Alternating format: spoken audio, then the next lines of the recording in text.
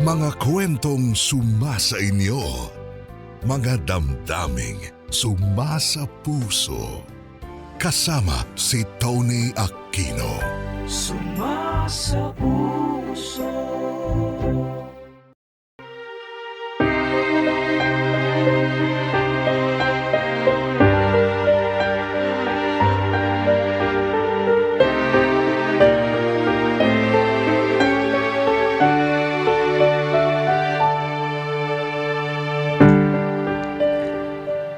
Tony, ako si Dave, 33 taong gulang, isang pulis at nakatira dito sa Parañaque. Aksidente kong napakinggan ang programa niyo noon habang nagmamaneho ako ng police mobile. Mula noon, nakaugalian ko na ang makinig sa Sumasa Puso tuwing tanghali. Hanggang sa heto, naglakas loob na rin akong ibahagi sa inyo ang aking kwento. Nasa kolehiyo pa lang ako noon nang huling beses akong nagka-girlfriend. 1 taon lang ang itinagal namin matapos ko siyang mahuli na merong ibang lalaki. Simula noon, natakot na akong pumasok pa sa isang relasyon. Sa halip, nag-focus na lang ako sa pag-aaral ng kurso kong criminology. Nagbunga naman ang pagsusunog ko ng kilay. Nakapagtapos ako ng may karangalan at agad ding nakapasa sa exam para maging isang ganap na pulis. Yun nga lang, sa ilang taon kong pagiging pulis ay nawala na sa bokabularyo ko ang mga salitang buhay, pag-ibig. Masyado kasi akong nakatutok sa trabaho ko. Hindi naman ako nagmamadali dahil alam kong makikilala ko rin ang tamang babae para sa akin sa tamang panahon. Hanggang isang araw, sa isinagawang operasyon namin kontra droga, sa kasamaang palad, isa ako sa tinamaan ng bala. Buti na lang at hindi ako napuruhan.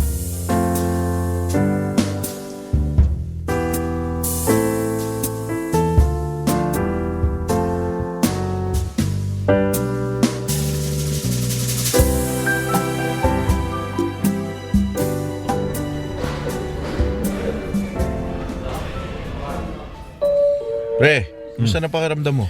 Okay naman pre. Medyo makirot lang talaga tong tama ng bala sa balikat ko. Ganun ba mabuti na lang talaga sa balikat ka lang tinamaan. Oo nga Kasi kung nagkataon sa puso ko tumama yung bala.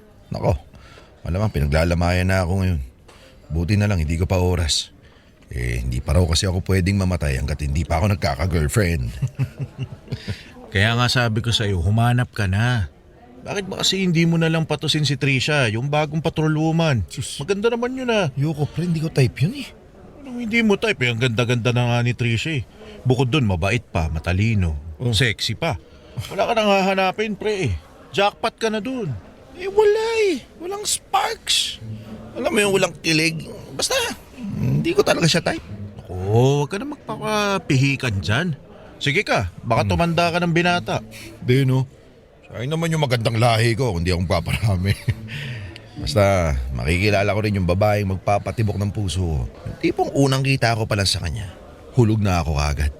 Sa bagay, ano ba kasing mga tipo mo nang mahanapan na kita? Simple lang naman yung gusto ko sa babae. Ano? Ang gusto ko sa babae ay... Ano? Hi sir, kumusta na pong pakiramdam nyo? Sir? Uy! Tinatanong ka, nangyari sa'yo, natulala ka na dyan. Sorry. Ano ulit yun, miss? Kumusta na pong pakiramdam nyo? Okay naman ako. Okay na. Mukhang okay na nga siya, miss. Ay, mabuti naman kung ganun. Sir, check ko lang po yung blood pressure nyo Sige lang, miss. Relax lang sir. Okay. Miss, pwede bang magtanong? Yes sir, ano po yun? Single ka po ba? Ha? Uy, ano ganyan yung mga tanong mo? Uy, syempre, para sa'yo. Nako, miss. Pasensya ka na. Huwag mo nang pansinin yung tropa ko. May saltik yan Ito naman, tinutulungan ka na nga Ano miss, okay lang bang malaman kung single ka pa ba? Sir, 125/80. Normal naman po yung BP nyo. Buti naman kung ganun. Salamat ha. Miss, pasensya ka na sa tropa ko ha. Okay lang, sir. Basta kapag may kailangan po kayo, nandun lang po kami sa nurse station. Sige, miss. Salamat. Miss, sorry pasensya ka na. Nagbabaka sakali lang ako na single ka eh. Crush ka raw kasi nung tropa ko. Uy, saan ako? Sasabihin mo nakakaya ka ha. Sige po, mauna na po ako. Loko ka? Kalit na yata eh. Ikaw kasi. May crush ka pang nalalaman. Uy, bakit? Totoo naman Kitang-kita ko yung tsura mo kanina. Halos tumulo na yung laway mo na makita mo siya. Oo na. Pero bakit naman kasi binigla mo agad? Makatanong ka parang ewan eh. Eh, syempre, naninigurado lang ako pre. So, ganun pala yung mga type mo. Morena, maganda, sexy, tapos maamo yung mukha. Ha? Oo na. Kaso panira ka eh. Pero palagay mo, single kaya siya? Ewan ko lang. Pero, isa lang ang sigurado. Ano naman yun? Hindi pa siya kasal kasi walang singsing na suot. Talaga? Hindi ko napansin yun ah. At binabasa ko kasi yung nameplate niya. Bakit? Ano bang pangalan? Hindi ko masyadong nabasa dahil maliliit yung letra eh. Pero nagsisimula sa letter J. Ano nga ba yun? Jenna! Yun, tama. Jenna! Ayos Ganda ng pangalan niya, no? Jenna, my love. Yan, ganyan dapat. Kaya para maging opisyal na yung Jenna my love mo na yan, ngayon pa lang, trabahuin mo na, ligawan mo na. Darating din tayo dyan. Basta ngayon, kikilalanin ko muna siya. Ikaw bahala. Basta kung kailangan mo ng tulong, tagabili ng bulaklak o ano man, dito lang ako pre. Sagot kita. The best ka talaga, pare. Ba, syempre. Para magkasyota ka na.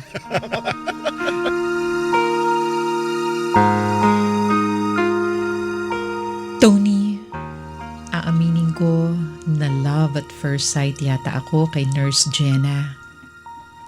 Sa hindi ko maipaliwanag na dahilan, para bang bumilis ang tibok ng puso ko nung unang beses ko siyang makita.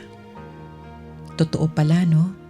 Yung mga napapanood ko sa pelikula na parang babagal ang lahat sa paligid mo. Kaya mula noon, lagi akong nagpapapansin kay Jenna. Oras-oras kong sinisigurado na mabango ako at maayos ang itsura sa tuwing nag-iikot siya sa ward para i-check kaming mga pasyente niya.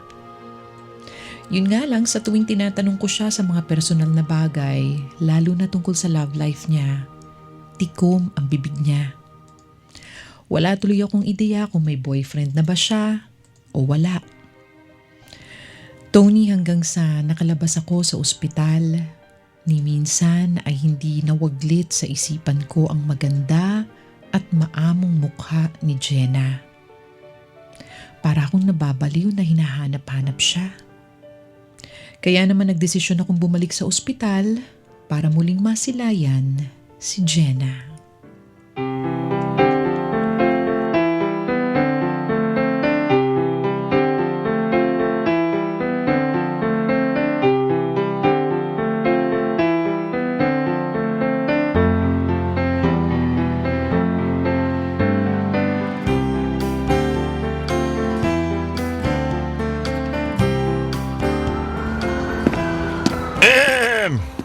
Hi, Miss Jenna. Good morning. Good morning din, sir. Ano pong kailangan nila? Gusto ko lang sana magpasalamat sa'yo. Ha? Magpasalamat? Oh, Sa akin? Bakit? Para saan? sa pag-aalaga mo sa akin nung na-hospital ako. Pasensya na ha. Kailan ko po ba kayo naging pasyente, sir? Hindi mo na ba ako natatandaan? Sorry po. Sa dami na kasi ng pasyente na nahawakan ko, halos lahat hindi ko na maalala. Ganun ba? Di bale, magpapakilala na lang ako. Ako si Dave, yung pasyente nung isang linggo. Ako yung tinamaan ng bala na naka-confine doon sa ward number 8. Tanda ko na. Ikaw yung polis, di ba, sir? Tama? Oo, ako nga. Kumusta na kayo? Yung sugat nyo? Okay naman na. Pahilom na. Mabuti naman kung ganon. Siyempre, Hindi naman mapapabilis yung paggaling nito kundi dahil sa pag-aalaga mo eh. Kaya salamat ha. Walang anuman. Ginawa ko lang naman yung trabaho ko. Sir, excuse me mauna na ako. Marami pa kasi akong gagawin Sandali. Bakit, sir? Para sa'yo pala itong mga bulaklak. Sana magustuhan mo. Para sa akin to? Naku, pasensya na, hindi ko matatanggap yan. Bakit naman? May allergy kasi ako sa mga bulaklak. Talaga ba? Parang nung isang linggo nakita ko na binigyan ka ng batang pasyente ng bulaklak tapos tontuwa ka. Namuy mo pa nga eh. Siyempre, bata yun. Hindi ko pwedeng ipakita na may allergy ako. Ayoko siyang malungkot. Tsaka, teka, bakit ba ako nagpapaliwanag sa'yo? Basta, hindi ko matatanggap yan. Salamat na lang, sir. Teka, kung ayaw mo, kain na lang tayo sa labas pagkatapos ng duty mo. Pasensya na, sir. Hindi ako pwede. Kahit saglit lang. O kaya, break time mo na lang. Wala akong break time. Huh? At kung meron man, marami pa rin akong gagawin. Sige na, kahit 20 minutes lang. Hindi talaga pwede, sir. Bakit ba kasi ayaw mo? May magagalit ba? May boyfriend ka na ba? Kung meron man, sir, wala na po kayo doon. Kaya pwede ho ba, iba na lang ang ayain nyo? Sige na, please. Kahit sandali lang. Sir, oras ho ng trabaho ko ngayon. Marami akong ginagawa at marami akong pasyente na dapat unahin. Tsaka, hindi ako basta-basta sumasama sa hindi ko namang kilala. Kaya nga tayo lalabas. Para makilala natin ang isa't isa. Sige na, sandali lang. Please. Ay, nako. Ang kulit mo naman, sir. Ewan ko nga sa'yo, bahala ka dyan. Sinasayang mo lang ang oras ko. Uy, miss. Diyan na. Sandali, miss.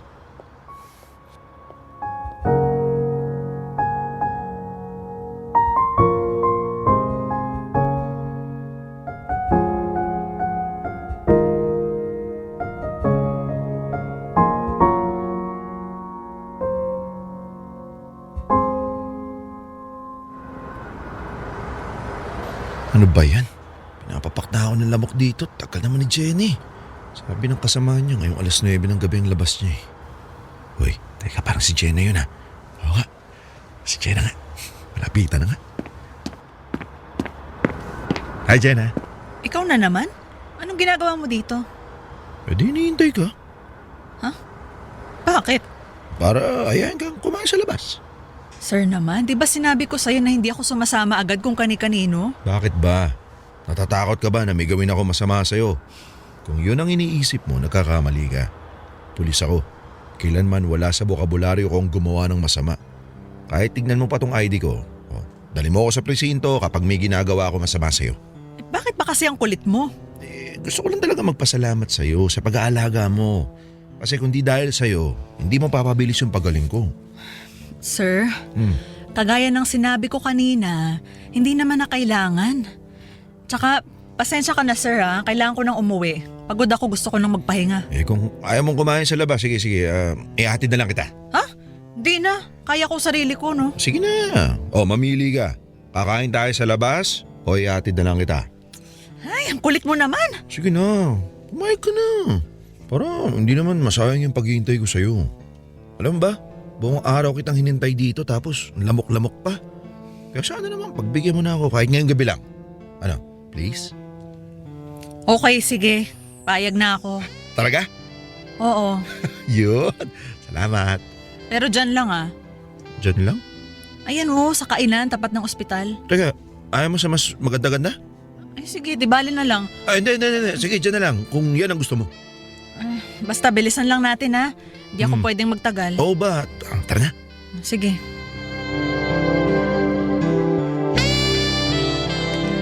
Tony, sa pag-uusap namin ni Jenna, nalaman ko ang dahilan kaya niya naisipan maging isang nurse. Inatake sa puso ang tatay niya nung high school pa lang daw siya. Humanga siya sa mga nurse at doktor na sumalba ng buhay ng kanyang ama. Kinuwento ko rin sa kanya na nagdesisyon naman ako na maging pulis dahil napatay ng isang holdapper ang lolo ko.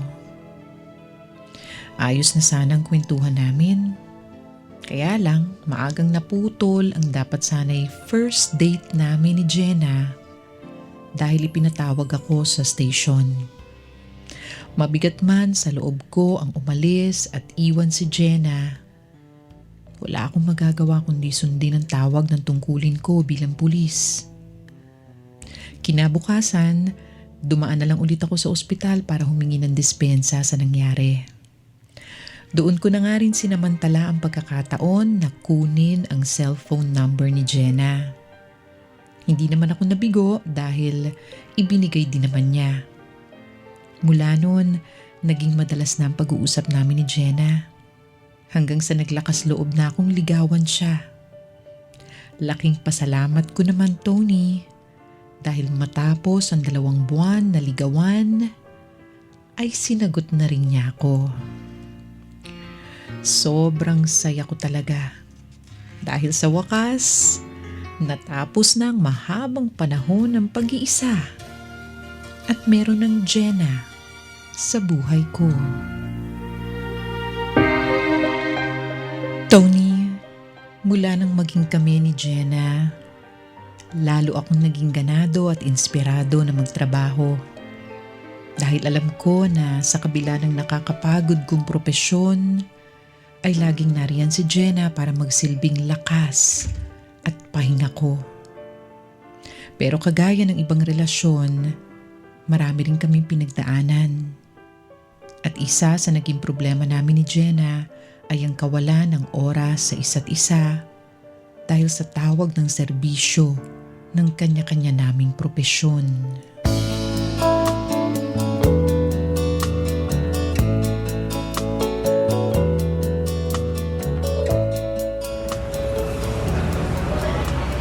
Naku, ano kaya ito? Naiwan na tayo ng bus. Sorry, mahal ah. Hindi rin kasi ako agad makaalis kanina dahil ang daming pasyente sa ER. Kinailangan ako para mag-assist doon. Paano na kayang gagawin natin? Tagal pa naman nating plano to. Hindi ko rin alam eh. Kung magmotor na lang kaya tayo pa Baguio. Kaya mo ba? Kaya naman. At least, mas may enjoy natin yung view sa biyahe. Kung meron tayong gustong kainan na restaurant na madadaanan, pwede. Hawak pa natin yung oras natin. Sa bagay, magandang ideya yan. Teka, nasan yung motor mo? Nandun sa kampo eh. Tara, kunin natin. Sige. Yay! Akala ko talaga hindi na tayo matutuloy eh. Siyempre, hindi ako papayag na hindi matuloy to, no? Lalo na first anniversary celebration natin to. Oo nga eh. Tara na mahal. Sige, tara.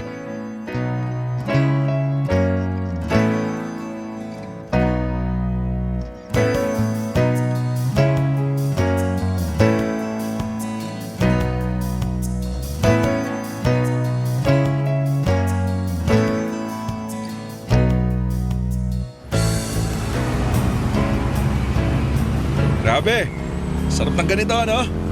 Nakayakap ka lang sa akin habang nasa biyahe. Tama talaga ang desisyon natin na magmotor. Nako, ikaw talaga. Higpitan mo pa. Ang alin. Yakap mo.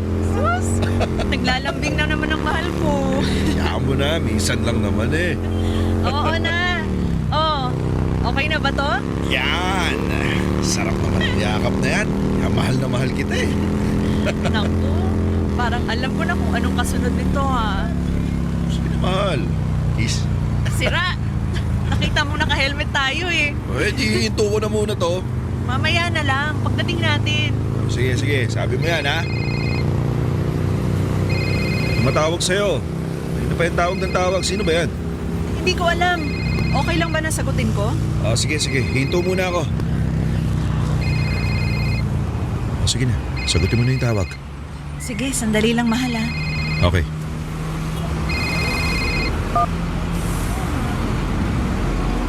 Ha? Nasa biyahe kasi ako pa Baguio pero wala pa naman kami sa NLEX. Ha? Okay, sige. Sige. Bye. Sino yun? Yung head namin. Nakikiusap sa akin na pumasok ako. Nagkasakit kasi yung kasamahan ko kaya kulang na kulang kami sa tao. Mahal, sobrang dami daw ng pasyente. Nagkukumahog na sila. Ano sabi mo? Mahal, sorry. Ibig sabihin pumayag ka? Ano, hindi na tayo tutuloy. Papasok ka na lang. Siya na seryoso ka ba?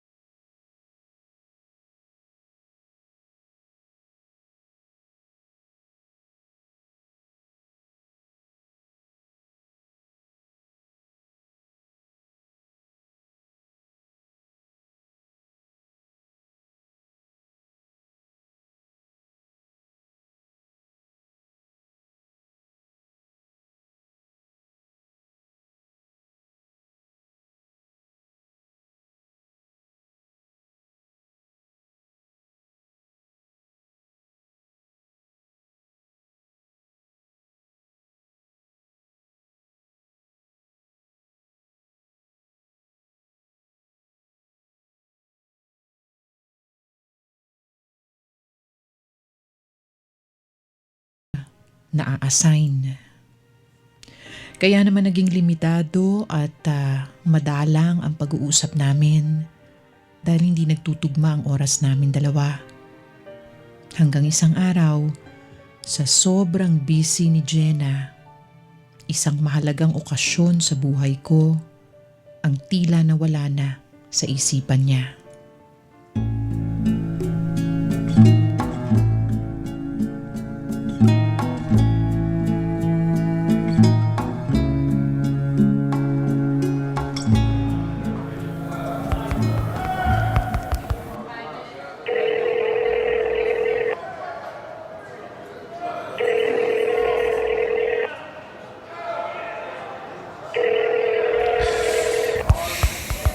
Kanina pa niya hindi sinasagot yung tawag ko. Nakakainis naman. Sana naman sagutin na niya. Hello? Hello, mahal. Buti sinagot mo na. Kanina pa ako nagtitext at tumatawag sa'yo. Di mo naman sinasagot. Sobrang namimiss na kita eh. Sorry, mahal. Sobrang busy lang talaga dito. Ang dami naming pasyente eh. Nag-CR lang ako para sagutin yung tawag mo. Ganun ba? Wala ka bang naalala kung anong meron ngayong araw? Ngayon ba tayo kakain sa labas? Hindi, no? Pasensya na, mahal. Wala akong matandaan eh. Mamaya na lang tayo mag-usap ha. Kailangan ko na agad bumalik sa emergency room. Bye-bye. Okay, sige. Basta mag-iingat ka. Tsaka... Pinatay naman ako kaagad. Oh, birthday boy, ba't malungkot ka? May problema ba? Si Jen eh. O bakit, nag-away kayo? Di naman. Uy, anong problema? Eh, nakalimutan niya kasi ng birthday ko tapos bihira na rin kami magkausap at magkita dahil sa sobrang busy niya sa trabaho. Alam mo ba, halos sa ospital na nga siya tumiray. Eh, intindihin mo na lang. Alam mo naman na sobrang mabigat din yung trabaho ni Jenny. Kumbaga, magkaiba kayo ng mundong ginagalawan. Iba yung mundo sa trabaho natin, tapos iba rin yung oras at mundo nila sa ospital. Eh, paano gagawin ko? Eh, sobrang miss na miss ko na siya. Para kaming LDR kahit di naman. Actually, buti nga yung mga nasa LDR, naglalaan ng schedule para mag-usap. Eh, kami ni Jenna, naku Diyos ko, kapaan na lang kung kailan pwede. Eh, ba't hindi mo puntahan? Eh, baka makabala lang ako sa kanya. Tsaka, hindi rin niya naman ako makaharap dahil sobrang busy niya. Eh, ang mahalaga naman, nakita mo siya. Malay mo kapag nakita ka niya, doon niya maalala na birthday mo. Gawin mo na lang ng paraan, pre. Hindi yung para kang batang nagmamaktol. Sa bagay, may punto ka. Kaya huwag ka nang busangot dyan. Kumilos ka na. Puntahan mo na siya. Total, patapos naman na yung duty mo eh. Tawagan na lang kita agad kapag kailangan ka na dito.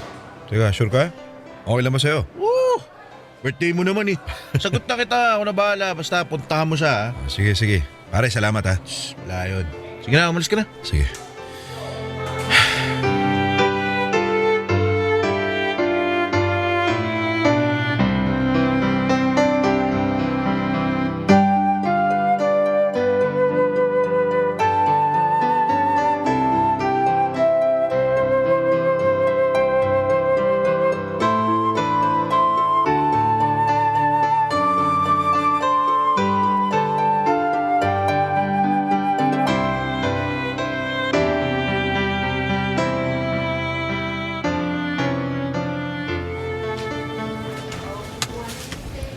Dave, anong ginagawa mo rito?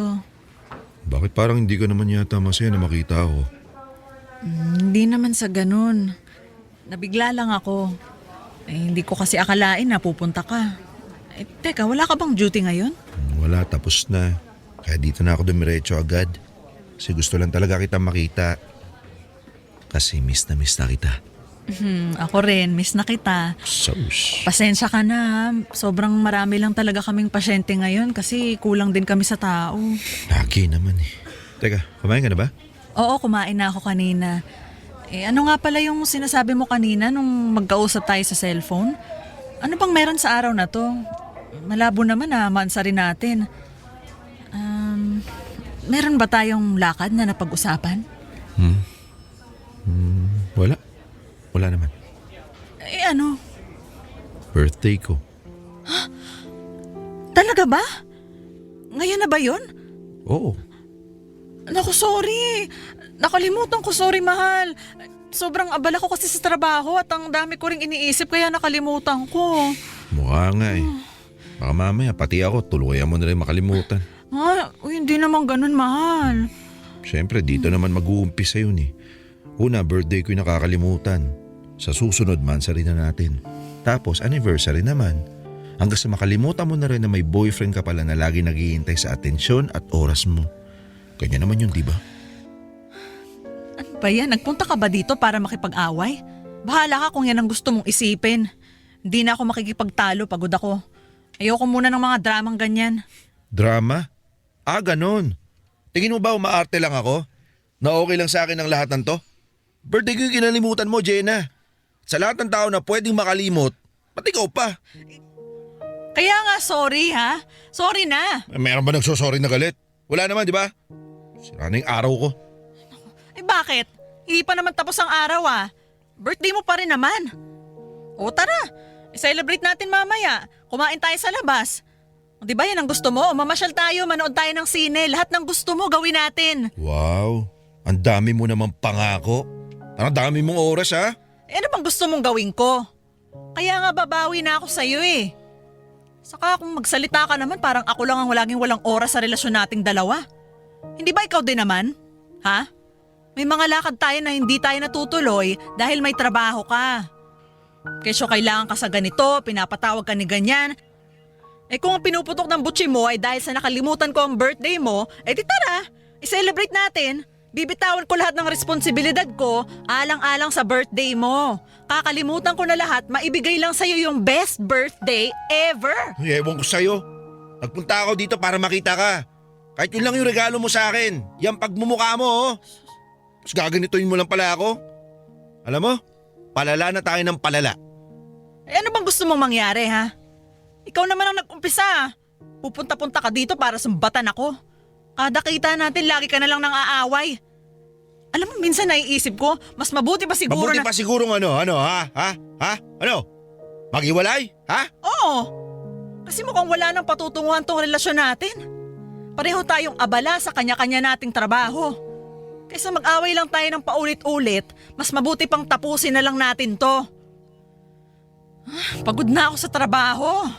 Kaya ayoko nang mas mapagod pa sa pakikipagtalo sa'yo. Yan talaga ang naiisip mong solusyon, di ba? Hiwalayan? Alam mo, ang kitid ng utak mo kung hiwalayan agad ang sagot sa problema natin. Ako pa talaga ang makitid ang utak sa atin, ha? Hindi ba dapat ikaw? Kasi nag-sorry na nga ako sa'yo eh. Pero hindi mo pa rin ako naiintindihan. Bakit hiwalay agad yung gusto mo? Siguro hindi mo na ako mahal, no? Ano? O baka naman may iba ka na dyan na lalaki sa ospital kaya mas gusto mong pumasok araw-araw kaysa makasama ako. Dave naman! Naririnig mo ba yung sarili mo? Ako? Magkakaroon ng iba? Diyos ko naman, sarili ko nga, hindi ko na maasikaso. Tingnan mo nga tong itsura ko. Mukha na nga akong manang dahil kulang ako sa tulog. Tapos pag-iisipan mo pa ako ng ganyan. Bakit? Hindi naman imposible mangyari yun, di ba? Hindi imposible? Anong gusto mong palabasin? Na malandi ako? Bakit? May sinabi ba ako? Pero yan ang gusto mong ipunto. Dave, kung gusto ko noon ko pa ginawa. Pero hindi ako ganyang klase ng babae. Kapag sinabi kong busy ako, nagsasabi ako ng totoo. Baka ikaw ganyan ang gawain mo. Kung may babae ako, wala ako dito. At ayos lang sa akin na hindi kita nakakausap at nakikita. Pero nandito ako oh. Pumunta ako rito para makita ka. Akala mo pagdating ko dito may sorpresa ka sa akin. Pero ako'y na-sorpresa na wala ka pa talagang alam kung anong meron sa araw na to. Diyos ko, Dave. Hindi na tayo natapos sa issue mo. Paulit-ulit na lang tayo, nakakainis na. Nagsorry na nga ako eh. Alam mo sa ginagawa mo ngayon, mas lalo mong pinapatunayan na mas mabuti pang maghiwalay na lang tayo. Kaysa yung ganito, nakakapagod, nakakasawa, ayoko na. Nakakapagod pala. Okay, sige. Kung yan ang gusto mo, pagbibigyan kita. Jenna, break na tayo. Break na tayo.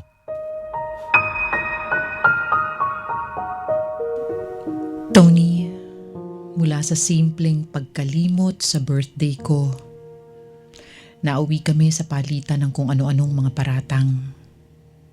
At dahil sa taas ng emosyon, ay nagdesisyon kami ni Jenna na maghiwalay na lang.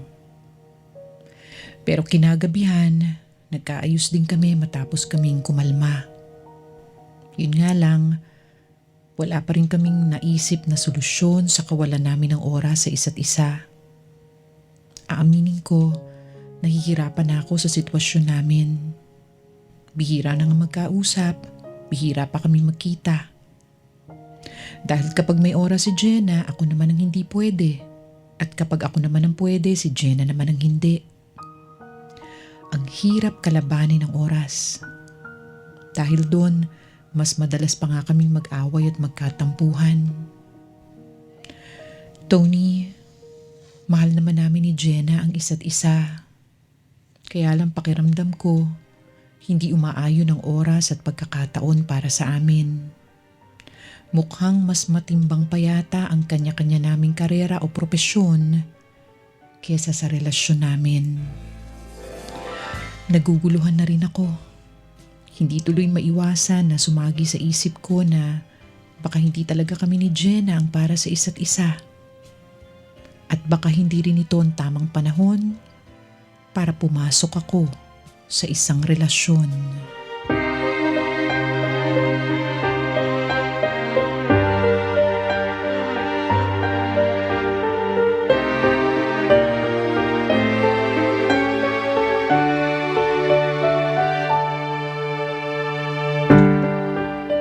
Tony, ilang araw kaming hindi nagkita at nag-usap ni Jenna. Pero ako rin ang sumuko. Sa isip-isip ko, hindi pwedeng pabayaan na lang naming masira ang relasyon namin. Kaya para maiwasan ang madalas na tampuhan at away, nagkasundo kami ni Jenna na magsama na lang sa iisang bubong. Sa ganung paraan, may pagkakataong kaming magkasama kahit nasa sandaling oras lang. Ang mahalaga ay nagkikita kami kahit papaano para magyakapan, magkumustahan kahit ilang minuto lang. Hindi siya permanenteng solusyon pero mas mainam nang may gawin kami para maisalba ang relasyon namin. Kaya lang Tony, sinusubok pa rin talaga ang aming relasyon.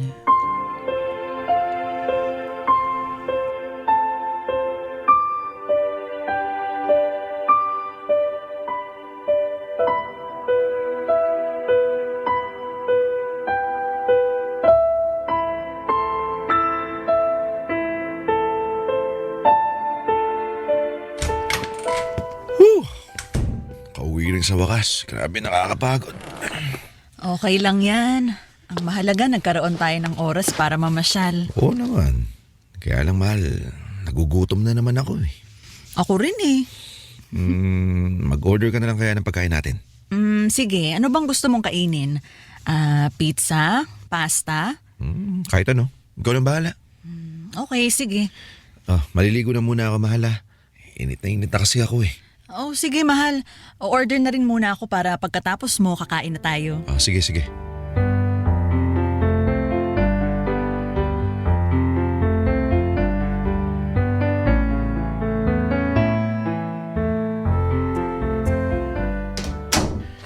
Ay, sarap paligo. Oh, sakto mahal. Oh. Kadarating lang ng pagkain, oh. Kain na tayo. Ayos, gutom na rin talaga ako eh. Naku, sigurado ako magugustuhan mo yung pagkain natin ngayon. Ang gaganda kasi ng mga review doon sa restaurant na pinag-orderan ko eh. Talaga? Teka, saan na ba ito? Ito, buksan mo. Ano to? Bakit may seafood? Ha?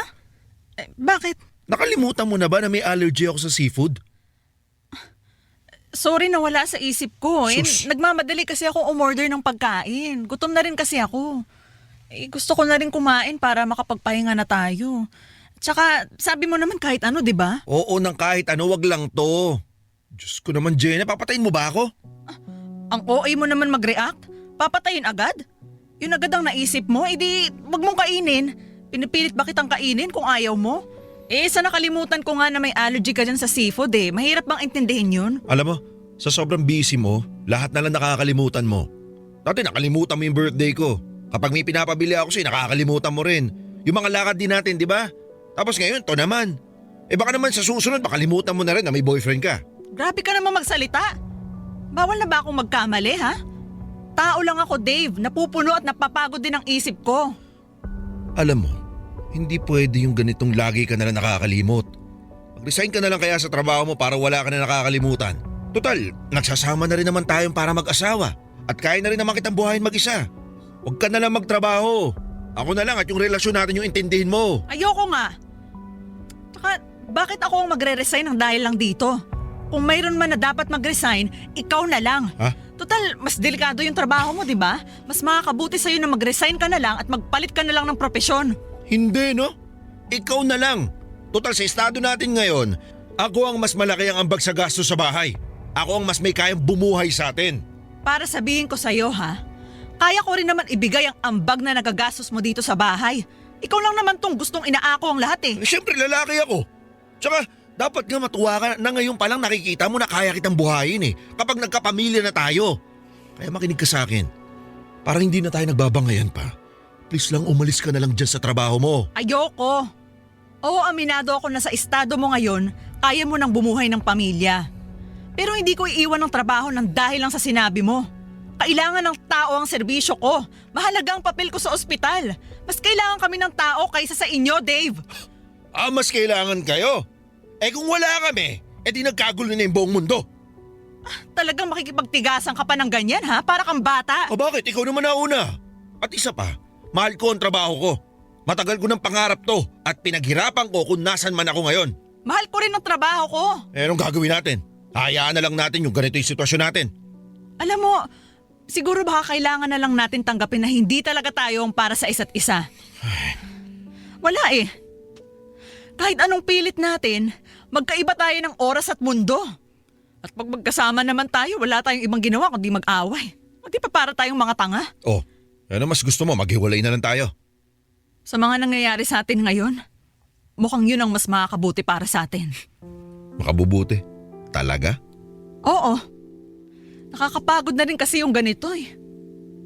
Ang hirap lang din na kahit gusto kong ibigay ang oras at atensyon ko sa'yo, hindi ko magawa.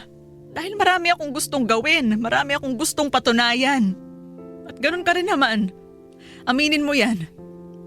Kaya, tapusin na lang natin to. Total, hindi ko rin naman kayang ibigay ang gusto mo na mag-resign ako sa trabaho. At ikaw din. Ayaw mo din namang bitawan ng trabaho mo, di ba? Jenna. Kaya Dave, tayo na lang ang bumitaw. Kaysa mas magkasakitan pa tayo. Tama na to. Ginawa na natin lahat ng pwede nating gawin. Pero mukhang hindi talaga tayo pwede. Pinipilit lang natin gawin ang isang bagay na hindi naman nararapat. Tony, hindi lang naman basta oras ang problema namin ni Jenna. Habang tumatagal kasi, tila nalilimutan na naming isama ang isa't isa sa mga prioridad sa buhay. Ang dami na naming nakakaligtaan dahil puro mga propesyon namin ang palaging nasa isipan namin. Kaya naman hindi na namin ipinilit pa ni Jenna ang relasyon namin. Napasama kami sa mga magkakarelasyong naghiwalay dahil sa gasgas na dahilan na kawalan ng oras. Masakit at mabigat man sa loob ko na palayain siya. Pero mukhang ang pagbitaw ang mas makakabuti para sa aming dalawa. Nung araw ding yun ay umalis si Jenna sa apartment namin at bumalik sa poder ng mga magulang niya. Mula noon, nabalot na ng kalungkutan ang buhay ko. Nawalan ako ng ganang pumasok sa trabaho at maging ang sarili ko ay napabayaan ko na. Tony, habang lumilipas sa mga araw na wala si Jenna sa piling ko, mas lalong pabigat ng pabigat ang kalungkutan na nararamdaman ko. Araw-araw kong hinahanap-hanap si Jenna, ang boses niya, ang maamo niyang mukha, ang amoy ng buhok niya, ang mga halik at yakap niya. Pakiramdam ko malapit na akong mabaliw sa pangungulila sa kanya. Kaya naman hindi ko na natiis. Tinawagan ko siya at niyayang makipagkita sa akin.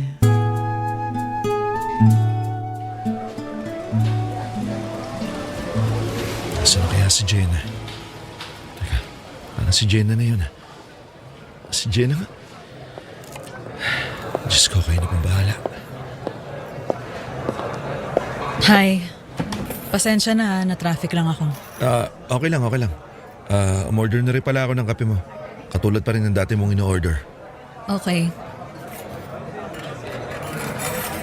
May dumi ba sa mukha ko? Bakit bigla kang natulala dyan? Wala. Pasensya na. Matagal-tagal din kasi tayo hindi nagkita kaya hindi ko maiwasan na mapatingin sa mukha mo. Ano bang pag-uusapan natin? Bakit nakipagkita ka? Gusto ko sanang sabihin sa'yo na Na ano? Pwede ba sabihin mo na? Hindi rin naman ako magtatagal dito. Kaya kung may sasabihin ka, sabihin mo na. Ayaw kong masayang ang oras ko. Jenna, miss na kita. Simula na magkahiwalay tayo, walang oras at araw na hindi ka tumakbo sa isip ko. Paulit-ulit kong hinahanap yung mukha mo, yung boses mo, yung amoy mo, at lahat ng bagay tungkol sa'yo. Dave, Ang dami ko napagtanto simula nung nawala ka. Pakiramdam ko, lagi may kulang sa araw ko. At sa bawat oras na lumilipas, lungkot at pangungulila sa iyo ang nararamdaman ko.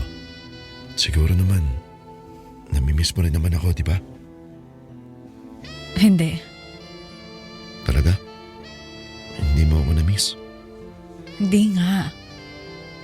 Bakit hindi ka makatingin sa mga mata ko? Tumingin ka sa akin, Jenna. Ayoko. Tingnan mo ako. Ngayon mo sabihin sa akin na hindi mo ako na-miss. Dave. Dave, ano ba? Ba't hinahawakan mo yung kamay ko? Jenna, tumingin ka sa akin. Talaga bang hindi mo ako na-miss man lang?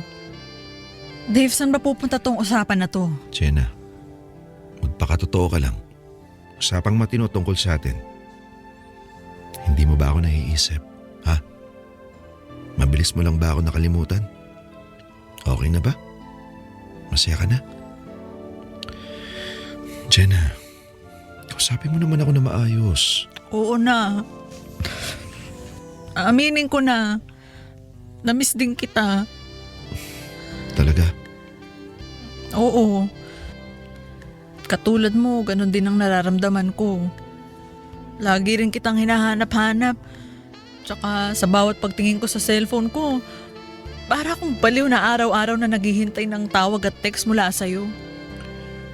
Pasensya ka na kung pinigilan ko ang sarili ko na kausapin ka. Kasi paulit-ulit na tumatakbo sa isip ko na baka tama ka nga. Na hindi talaga tayo para sa isa't isa. Pero kagaya ng sinabi ko, di ko pala kaya nang wala ka. Kaya ito ako ngayon. Gusto kong balikan ang pangarap ko. Ha? Pangarap? Oo, pangarap. Alam mo namang marami akong pangarap, di ba? Pangarap ko na tumaas ang ranggo ko bilang pulis, maging isang general. Pero kasabay nun, ang pangarap ko na makasama ka muli. Makasama ka na bumuo ng pamilya. Ikaw at ako. Dave, kagaya mo, pangarap ko rin na bumuo ng pamilya kasama ka. At gusto ko rin ma-promote o mag-aral maging doktor sa hinaharap. Tsaka gustong-gusto ko na mas makapagsilbi sa bayan sa pamamagitan ng propesyon ko. Natutulungan kitang tuparin yun. Susuportahan kita. Basta, bigyan mo lang ako ng pagkakataon na muling maging akin ka ulit. Kaso paano? Kung magiging tayo ulit, wala namang magbabago. Pareho pa rin tayong mawawalan ng oras sa isa't isa dahil sa trabaho. Ayokong nagkakaaway lang tayo at nagkakasamaan ng loob ng dahil sa trabaho natin. Hindi na mangyayari yon. Mas lalawakan ko na yung pangunawa ko at pagpapasensya. Kung kinakailangan na mag-leave ako buwan-buwan, gagawin ko. Basta magkaroon lang tayo ng oras sa isa't isa. Basta dapat, hindi lang ako yung gagawa ng paraan. Dapat magkasundo tayo na parehas tayong magsasakripisyo para magkaroon tayo ng oras sa relasyon natin. Pwedeng mag-request tayo ng parehong day off. Hindi ko nga lang maipapangako yan. Mahirap kasi. Pwede. Walang masamang subukan. Subok lang na subok.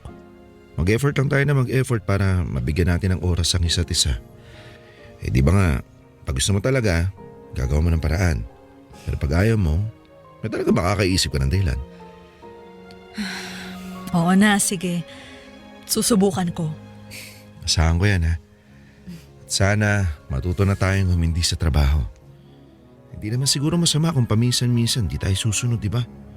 Alam ko, sobrang mahalaga yung trabaho natin pero sana huwag natin kalimutan na hindi lang dapat doon umiikot yung buhay natin.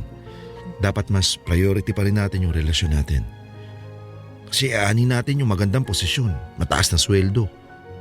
Kung wala naman tayong inuuwian na mahal sa buhay, di ba? Ngayon pa nga lang, nararanasan na natin yun eh. Nalulungkot ako kaya sa tuwing uuwi ako sa apartment, parang pinapamukha sa akin na mag-isa lang talaga ako sa buhay. Tama ka naman sa mga sinabi mo, Dave. Alam ko magkaibang mundo yung profesyon natin. Pero pwede naman tayong gumawa ng sarili nating mundo na may sarili nating oras, di ba? Yung mundong walang kaagaw, walang pwedeng mangyalam. Mundong ikaw at ako lang yung masusunod. Sa lahat naman ng mga sinabi mo, ang mundong ikaw at ako lang ang pinakagusto kong mangyari. Jenna, wala na akong iba pang gustong mangyari kung dito pa rin yun.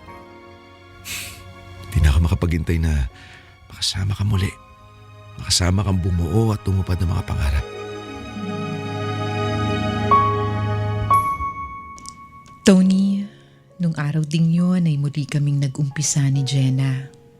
Natuto na kami sa mga pagkakamali namin. Hindi madali pero pinipilit naming balansehin ang lahat. Oo, mahalaga ang mga propesyon at pangarap namin. Pero hindi namin kinakalimutan na mas mahalaga pa rin ang relasyon namin. Sabi nga, pag gusto may paraan, pag ayaw, maraming dahilan. Nakakatuwa lang isipin na sa kabila ng mga nangyari at pagsubok na dumaan sa relasyon namin, heto kami ni Jenna, masayang magkasama, magkahawak ang mga kamay, at handa nang tuparin ang bago naming pangarap, ang magkaroon ng pamilya. Bago matapos ang taon, ay magiging misis ko na si Jenna. Sumasa inyo, Sumasa